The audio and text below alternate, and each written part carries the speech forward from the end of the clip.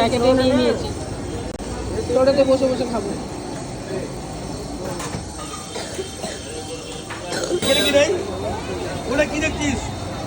পুরীর মন্দির থেকে স্বর্গদ্বার আসার পথে রাস্তার ধারে অনেকগুলোই ভাজাভুজি মানে চপের দোকান থাকে, নানা রকম বড়া, ইডলি, কচুরি, তারপরে ফুলুরি, লঙ্কার চপ থাকে। দেখে লোভ লাগলো, তো আমরা লঙ্কার চপ আর আপনার আর বড়া নিয়ে নিলাম।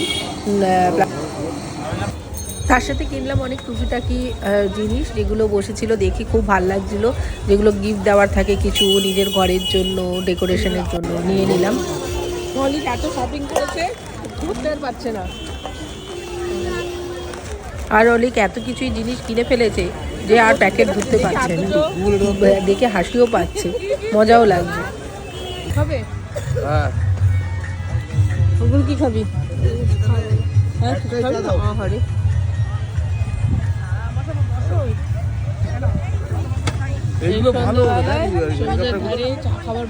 আর আমরা চলে আসলাম পুরীর বিচের ধারে টুলে বসে চা খেতে। বেশ চা খাওয়ার মজাটাই আলাদা লাগে সমুদ্র দেখতে দেখতে। চা খেয়ে ফিরে গেলাম হোটেলে।